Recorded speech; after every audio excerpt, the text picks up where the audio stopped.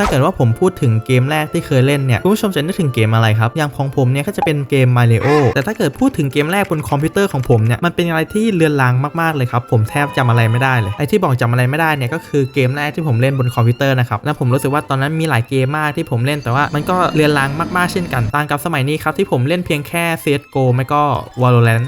ไม่ทันหรอกไอ้ห่ำน้อยมันซื้อไอ้นี้วะกดล็อกวะ ไม่ซึ่งเกมที่ผมจะพูดต่อไปนี้มันก็มาจากช่วงเวลาในตอนที่ผมนั้นยังเด็กและพอจะยังจำเกมในตอนนั้นได้บ้างขอเชิญคุณผู้ชมต้อนรับสู่เกมคอมในวัยเด็กของผมครับ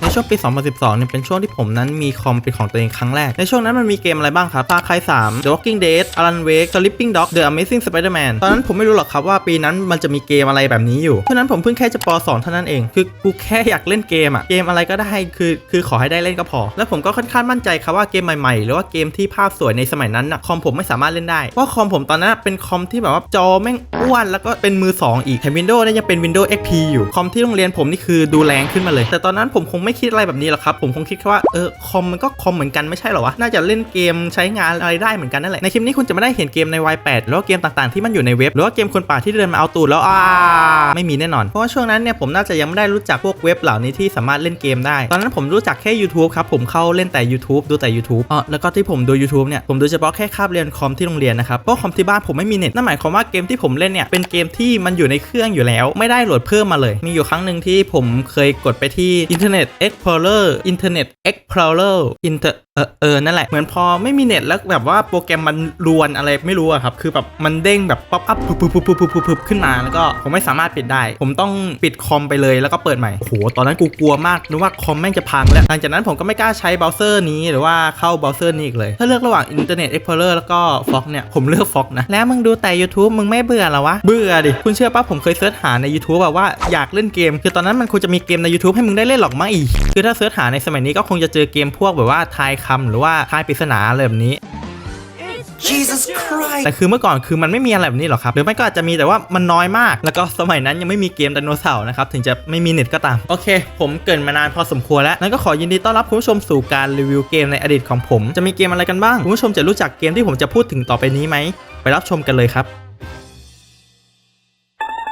เกมแรกเนี่ย Cat vs Dog เกมนี้ไม่มีอะไรมากเลยครับนอกจากแมวกับหมาที่ปาของข้ามรั้วใส่กันซึ่งก็ไม่รู้ว่าแม่งไปกวดอะไรกันมาเกมนี้เกิดขึ้นครั้งแรกเมื่อปีไหนผมไม่รู้ครับผมหาข้อมูลไม่เจอจริงๆแต่ก็คาดว่าน่าจะเกิน20ปีแน่นอนสำหรับเกมนี้ถ้าพูดถึงเกมที่เล่น2คนในตอนนั้นเนี่ยผมก็จะนึกถึงเกมนี้เป็นเกมแรกเลยเพราะกูเล่นอยู่เกมเดียวที่เล่นกับพ่อเกมนี้สามารถเล่นฟรีได้ใน Microsoft Store นะครับเมื่อคุณเริ่มเล่นเนี่ยเกมก็จะถามว่าคุณจะเล่นแค่คนเดียวหรือเล่น2คนซึ่งข้อเสียเนี่ยถ้าเกิดคุณเล่นคนเดียวเนี่ยคุณก็จะเล่นได้แค่หมาเท่านั้นเกมนี้ก็จะมีความยากให้คุณได้เลือกด้วยซึ่งความยากสุดในเกมนี้เนี่ยจะมีโอกาสน้อยมากเลยที่ฝั่งศัตรูหรือฝั่งบอทเนี่ยจะปาของใส่คุณไม่โดนแต่ถึงจะยากยังไงครับคุณก็ได้เปรียบอยู่ดีเพราะว่าเกมนี้เนี่ยจะมีไอเทมให้คุณใช้ด้วยซึ่งฝั่ง AI เนี่ยจะไม่มีไอเทมเนี่ยก็จะมีทั้งหมด4ชิ้นด้วยกันแล้วก็สามารถใช้ได้แค่อย่างละชิ้นเท่านั้นนะครับไม่สามารถเอามาคอมโบกันได้ไอเทมชิ้นแรกก็คือคูณ2เวลาที่คุณปาไปแล้วเนี่ยจะทำให้ตัวละครของคุณเนี่ยสามารถปาอีกรอบนึงได้แต่ปาอีกรอบนึงในที่นี้ก็คือปาในระยะเดียวกันที่รอบแรกคุณนั้นได้ปาออกไปซึ่งถ้าเกิดว่ารอบแรกคุณปาไม่โดนเนี่ยก็แปลว่ารอบ2ที่จะปาออกไปก็คือปาไม่โดนด้วยแต่ถ้าเกิดว่าคุณปาโดนขึ้นมาก็จะกลายเป็นดาเมจคูณ2ไอเทมที่2เนี่ยจะทำให้ของคุณเนี่ยใหญ่ขึ้นซึ่งกูหมายถึงของที่ปานะไม่ใช่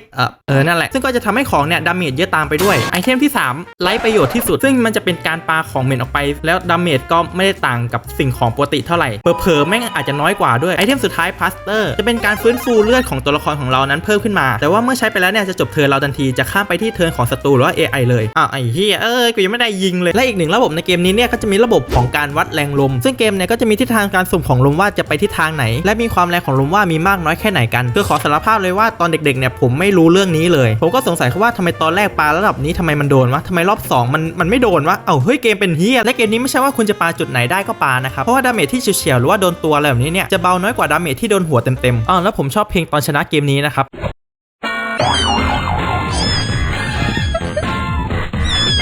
บโคตรมันสำหรับใครที่อยากจะเล่นเกมนี้เนี่ยผมก็ขอแนะนำให้เล่น2คนดีกว่าสนุกกว่าเยอะ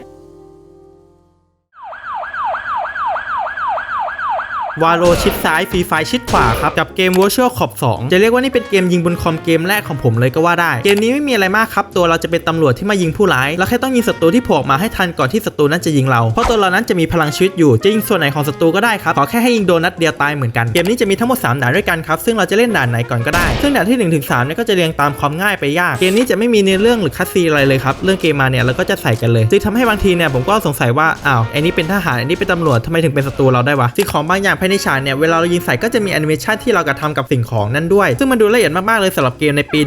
1995 และใช่ครับเกมนี้มีอายุเกือบจะ30 ปีแล้วมีสิ่งหนึ่งที่โคตรจะน่ารำคาญเลยก็คือตัวประกันที่ชอบโผล่ออกมาแล้วพูดว่า Somebody help me ไม่ก็โดนชู ซึ่งหากเราเผลอไปยิงเนี่ยพลังชีวิตเราก็จะลดไป1 หน่วยและผมก็มักจะตายเพราะไอ้พวกตัวประกันแทนที่จะเป็นศัตรูที่เรากำลังยิงสู้อยู่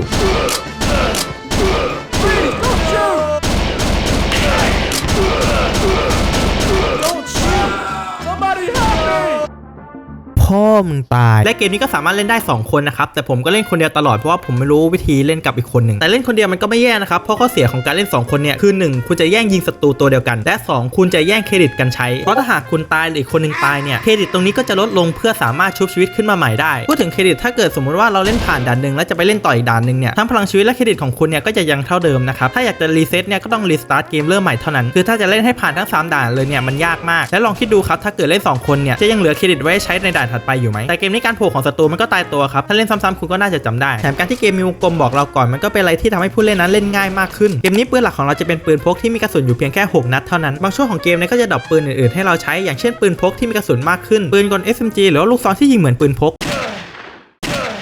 เพื่ออะไรวะซึ่งถ้าหากเราโดนศัตรูยิงเพียงแค่นัดเดียวเนี่ยปืนพวกนี้ก็จะหายไปแล้วกลับมาเป็นปืนพกปกติถ้ากระสุนหมดเนี่ยคุณก็ต้องรีโหลดกระสุนด้วยการคลิกขวา1 ครั้งและกระสุนก็จะกลับมาเต็มทันทีไม่ต้องรอเล่นเกมนี้คุณต้องขยันคลิกขวาครับเพื่อรีโหลดบ่อยๆถ้าคุณไม่อยากโดนจังหวะที่ศัตรูแม่งโผล่ออกมาเยอะๆและอยู่กระสุนเนี่ยก็หมดไปแล้วคุณก็โดนยิงฟรีกดไปเลยครับเพราะว่ามันไม่มีคูลดาวน์และอาจจะเพราะเกมนี้ก็ได้มั้งทำให้เวลาผมเล่นวาโลหรือว่าเกมยิงอื่นเนี่ยผมมักจะกดชอบรีโหลดตลอดถึงแม้ว่ากระสุนจะยังเยอะอยู่ตอนจบของทุกด่านเนี่ยก็จะมีบอสให้คุณได้สู้บอสในเกมนี้สู้สนุกครับแต่แอบขำบอสตัวสุดท้ายในด่านที่3ด่านที่ยากที่สุดบอสตัวนี้จะมี2 เฟสให้เราสู้ด้วยกันซึ่งเฟสแรกเนี่ยเราก็ต้องยิงทำลายรถถังที่มีแขนหุ่นเมื่อทำลายได้แล้วบอสตัวที่นั่งขับอยู่ข้างในก็จะออกมาและเข้าสู่เฟส2ถ้าเป็นเกมอื่นๆเนี่ยเวลาบอสเข้าเฟส2ก็อาจจะยากแล้วก็มีความท้าทายมากขึ้นใช่ไหมล่ะครับแต่มันไม่ใช่สำหรับบอสตัวนี้อะไรของมึงแล้วก็ทุกด่านของเกมนี้ก็จะมีช่วงที่ให้เรานั้นสามารถเลือกได้ว่าจะไปเส้นทางไหนทำให้เราเนี่ยมีความรู้สึกที่อยากจะกลับมาเล่นด่านนี้ใหม่อีกรอบนึงโดยเลือกเส้นทางที่ต่างออกไปจากรอบแรกที่เล่นเกมก็จะมีอีกโหมดหนึ่งด้วยนะครับซึ่งก็น่าจะเป็นโหมดที่ให้เราเอาไว้เล่นแข่งกับเพื่อนกันนี่แหละแต่ผมไม่เข้าใจกติกาของโหมดนี้ครับเลยไม่ได้พูดถึงจะเล่นคนเดียวก็ดีจะเล่น2 คนก็ได้รวมๆแล้วเป็นเกมที่สนุกครับและผมก็ขอแนะนำให้ลองหามาเล่นดูถ้าเกิดคิดถึงแต่ถ้าจะมีเรื่องให้ติเนี่ยก็คงมีแต่เรื่องไอตัวประกันเนี่ยแหละเอาเฮ้ยโอ้ยเยี่ยมเดินขนาดนั้นเลยเกมต่อมาครับ Feeding Frenzy ภาคที่ผมเล่นเนี่ยก็จะเป็นภาคแรกเมื่อปี 2004 เลยนะเกมนี้ให้เข้าใจคอนเซ็ปต์ง่ายๆครับคือเป็นเกมปลาใหญ่กินปลาเล็กแต่ของเกมนี้เมื่อเราเล่นชนะไปเรื่อยๆเกมก็จะให้เรานั้นได้เล่นเป็นปลาตัวอื่นๆด้วยผมจำได้เลยว่าตอนเด็กเนี่ยผมเล่นถึงแค่ปลาตัวเนี้ยที่มันมีไฟอยู่บนหัวเกมนี้คุณต้องระวังปลาที่ตัวใหญ่กว่าคุณครับเพราะนอกจากที่มันจะมาเพื่อกินเหยื่อของคุณแล้วเนี่ยมันก็มาเพื่อที่จะกินคุณด้วยเริ่มต้นเกมว่าจะมีพลังชีวิตให้เรา3 พลังชีวิตนะครับซึ่งถ้าหากเราตายเนี่ยพลังชีวิตตรงนี้ก็จะลดและจะฟื้นกลับขึ้นมาใหม่ตามขนาดตัวล่าสุดก่อนที่เรานั้นจะตายแต่ถ้าหากตายจนพลังชีวิตหมดเลยเนี่ยเกมก็จะโอเวอร์แล้วก็ต้องกลับไปเริ่มตัวเล็กสุดใหม่เกมนี้จะมีสิ่งที่เรียกว่าเฟนซี่ครับซึ่งถ้าหากเรากินอย่างต่อเนื่องมันก็จะทำให้เพิ่มคอมโบกับค่าเฟนซี่ทำให้แต้มคะแนนตอนที่เรากินนั้นได้มากยิ่งขึ้นซึ่งคอมโบสูงสุดเลยเนี่ยก็จะเป็นคำที่เป็นเฟนซี่สีแดงทั้งหมดบางด่านที่เราชนะเนี่ยมันก็จะมีนางเงือกว่ายน้ำมาแล้วก็จะทิ้งปลาดาวให้เราซึ่งการกินปลาดาวเนี่ยก็จะช่วยเพิ่มแต้มคะแนนให้เราด้วยนะครับตอนเด็กๆเวลาเห็นนางเงือกในเกมนี้ก็จะแบบโอ้ว้าวนางเงือกมาแล้วได้เวลาเก็บปลาดาวและบางด่านเนี่ยก็ยังเป็นด่านโบนัสที่ต้องกินตามที่จำนวนเกมมันบอกก่อนที่จะหมดเวลาซึ่งถ้าหากคุณทำไม่สำเร็จเนี่ยก็ไม่เป็นไรเพราะยังไงคุณก็ยังไปด่านต่อไปได้อยู่ดีอ้าวเราจะทำมาเพื่อเกมนี้จะมีอุปสรรคเยอะแยะไปหมดเลยครับไม่ว่าจะเป็นแมงกะพรุนที่เราไปโดนเนี่ยก็จะติดสถานะมึนงงทำให้ตัวเรานั้นขยับไม่ได้ในระยะเวลาสั้นๆหรือจะเป็นระเบิดที่ถ้าหากเราไปโดนเนี่ยเราก็จะโดนระเบิดตายซึ่งมันก็ต้องเป็นอย่างนั้นแหละคือมึงคงไม่ได้คาดหวังว่าถ้าเกิดโดนระเบิดแล้วเนี่ยมึงจะได้รับพลังชีวิตหรอกใช่ไหมใช่ไหมปลาตัวอื่นเนี่ยก็สามารถโดนแมงกะพรุนแล้วก็ระเบิดได้เช่นกันนะครับก็ถือว่าแฟร์ดีและถ้าหากเราชนะจนไปถึงปลาตัวที่2ได้เนี่ยตัวเราก็จะปลดล็อกความสามารถโดยการดูดปลารอบๆเข้ามาโดยการคลิกขวาซึ่งปลาตัวใหญ่เนี่ยเราก็สามารถดูดเข้ามาได้ด้วยนะครับเพราะฉะนั้นระวังดีๆเวลาจะใช้ในสตรีมจะมีขายเพียงแค่ภาค2นะครับไม่มีภาคแรกราคาจะอยู่ที่170 บาทแถมยังมีเดโมให้ลองเล่นอีกด้วยก็สามารถลองไปเล่นกันได้นะครับเกมนี้มันสอนให้ผมเอาตัวรอดครับเอาตัวรอดจากอันตรายเอาตัวรอดจากสิ่งที่เรานั้นสู้ไม่ได้ถ้าเกิดคุณได้ลองเล่นเกมนี้แล้วคุณจะรู้ครับว่าผู้ใดที่อยู่จุดสูงสุดของห่วงโซ่อาหารผู้นั้นคือผู้อยู่รอด ยอมรับเลยว่าตอนเด็กๆเนี่ยผมกลัวเกมนี้นะครับคุณดูหน้าเกมมันสิเกมนี้มีชื่อว่าซูมาครับมีขายอยู่บนสตรีมราคา170 บาทและมีเดโมให้ลองเล่นด้วยเราจะได้เล่นเป็นกบที่ต้องคอยยิงลูกบอลตามสีครับเมื่อช่วงต้นปี 2013 ผมจำได้ว่ามีเกมหนึ่งในมือถือของไลน์ชื่อว่า Line Bubble ผมเคยเห็นญาติของผมเล่นอยู่น่าเล่นมากแต่ไม่เป็นไรครับผมมีนี่เกมกบยิงสีสุดจ้าบและหน้ามันน่ากลัวจริงๆนะผมไม่ได้พูดเล่นนะเนี่ยการที่เราจะผ่านด่านได้เนี่ยคือเราต้องยิงลูกบอลให้หมดก่อนที่ลูกบอลนั้นจะมาถึงหลุมรูปหัวกะโหลกของเราระหว่างที่เรายิงเนี่ยก็จะมีสกิลพิเศษให้เราด้วยอย่างเช่นทำให้ลูกบอลนั้นช้าลงทำให้ลูกบอลแถวนั้นระเบิดหรือว่าเพิ่มเป้าเล็งให้กับตัวเราบางทีเวลาเรายิงเนี่ยลูกบอลสามารถไหลแล้วต่อคอมโบให้เราได้ด้วยซึ่งจะเป็นอะไรที่โคตรฟินมากถ้าเกิดไหลแล้วมันต่อคอมโบได้กันยาวๆ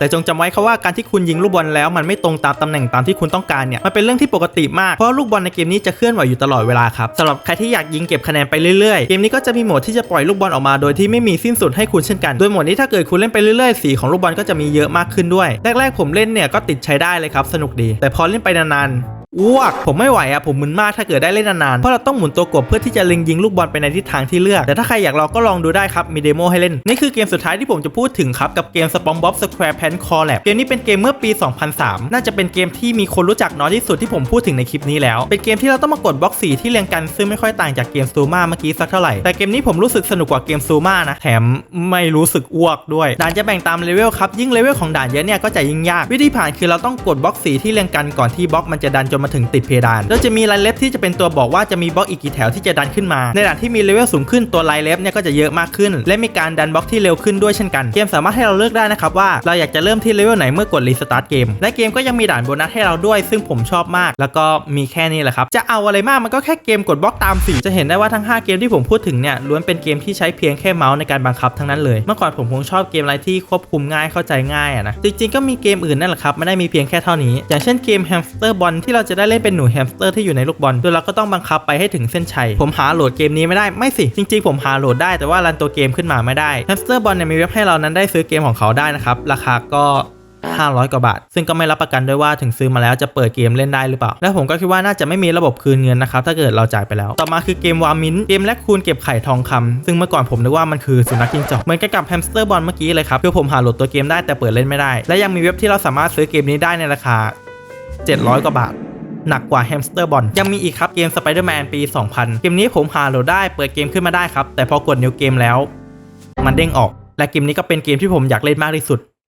อ๋อใช่มีเกม GTA Vice City ด้วยนะครับแต่ตอนนั้นผมเล่นได้แค่แป๊บเดียวเท่านั้นเพราะว่าผมเล่นไม่เป็นก็เลยไม่ได้พูดถึงในคลิปนี้และเกมอื่นๆอีกมากมายที่ยังเลือนลางในความทรงจำของผมที่ยังพอจะจำภาพเกมในตอนนั้นได้แต่กูไม่รู้ชื่อเกมไงอย่างเกม SpongeBob SquarePants Collab ที่ผมจำได้เนี่ยก็เพราะว่ามันเป็น SpongeBob ไงคุณลองคิดดูถ้าเกิดเกมนี้เป็นเกมกดบล็อกสีทั่วไปที่ไม่ได้มี SpongeBob เป็นธีมหลักในเกมผมก็คงจะไม่รู้ครับว่าเกมนี้มันคือเกมอะไรเพราะเกมนี้มันก็มีให้เห็นได้ตามทั่วไปจริงๆแล้วเกมคอมเกมแรกหรือเกมคอมในสมัยเด็กของคุณมีเกมอะไรกันบ้างก็มาเล่ามาแชร์ในใต้คอมเมนต์ได้นะครับทีนี้ผมนึกอยากทำออกมาก็ทำเลยไม่มีอะไรมากขอบคุณที่ฟังแมวตัวนี้บ่นจนจบคลิปไปแล้วเจอกันคลิปหน้าครับ